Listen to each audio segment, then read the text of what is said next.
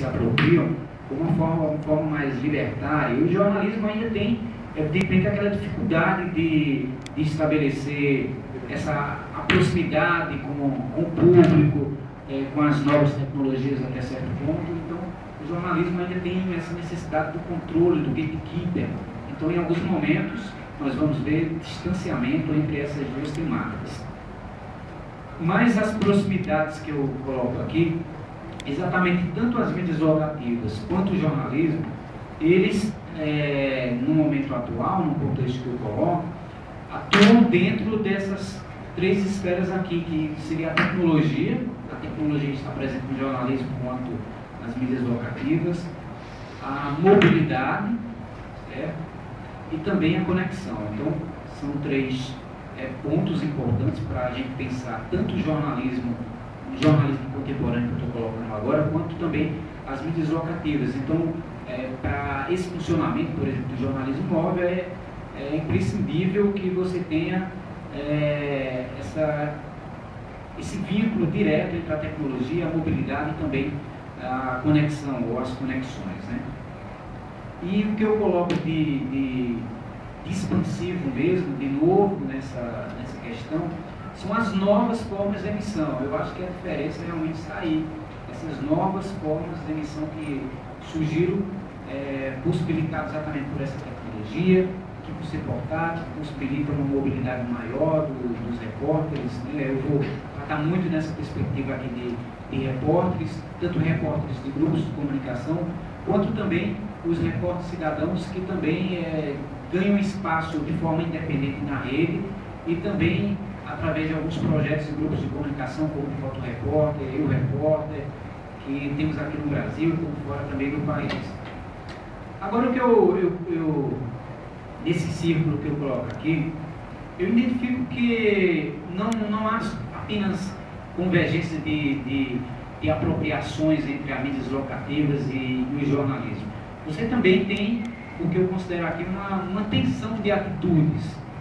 Há uma tensão de atitudes pelo ponto que inicialmente eu coloquei, que as mídias locativas, quando elas surgiram exatamente com esse sentido de, até certo ponto, se contrapor ao poder de fazer uma contravigilância, de colocar, usando o GPS, usando essas tecnologias, dar visibilidade para questões, até certo ponto, que eram governamentais, certo? Então, existe um lado das mídias locativas que é um pouco de contestação. E quando a gente vai para o jornalismo, na verdade o jornalismo ele trabalha ainda dentro muito desse controle da informação, de não liberar muito as formas de produção. Então, ao mesmo tempo que você tem novas formas de emissão, mas aí você tem que analisar que em relação ao jornalismo, o jornalismo que eu falo, jornalismo tradicional, o jornalismo vinculado ao mainstream, há uma tentativa muito forte ainda de ter esse controle. Então eles se apropriam, mas ao mesmo tempo eles funcionam numa lógica completamente diferente do que a gente vê em outras esferas. A gente tem um exemplo da blogosfera, por exemplo, né? A blogosfera e a midiasfera, né? Se a gente for fazer uma comparação entre os grupos de comunicação, que seria a midiasfera, e a blogosfera como algo mais independente. Então, no caso da midiasfera, quando ela tem os seus blogs, dificilmente faz um link com outros blogs. Então, trabalha numa lógica ainda de gatekeep, de fechar um pouco para dentro, né, do seu próprio umbigo, né? Então, há diferenças. Então, eu entendo que há essa tensão, porque as mídias locativas ela é mais aberta, ela permite o uso, inclusive, dos códigos abertos para você se reapropriar, fazer remix de todo o material que é produzido. Existe essa defesa clara e objetiva de que deve-se produzir, deve-se dar liberdade para a expressão, para a produção de conteúdo, enquanto que o jornalismo, mesmo quando se utiliza das mesmas tecnologias, que são as tecnologias móveis e as conexões, mas ainda há uma dificuldade nesse meio de abrir um espaço maior para essa participação do público. A gente verifica que, por exemplo, as pessoas que têm celulares, que têm dispositivos móveis, que produzem conteúdo chamado de jornalismo cidadão, muitas vezes a abertura ainda é muito filtrada.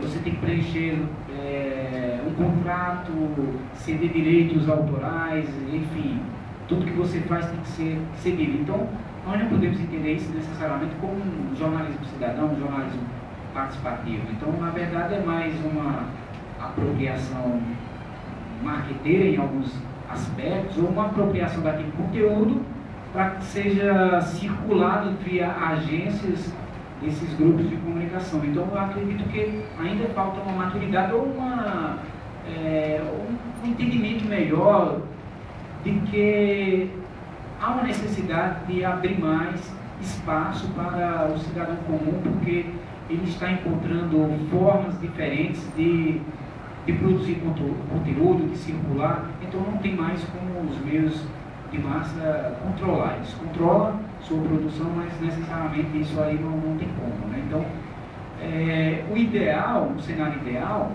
seria exatamente uma interface maior, porque na verdade eu não acho que seja interessante essa questão de disputa, essa tensão permanente entre o blogosfera, a mídiasfera, ou essa produção cidadã alternativa e o mainstream. Eu acho que na verdade o ideal seria uma produção jornalística que também leve em consideração essa produção que está em rede, né? A gente deu um exemplo muito claro aqui, mais uma vez eu cito o André Lemos, que colocou no blog sobre a questão do Twitter,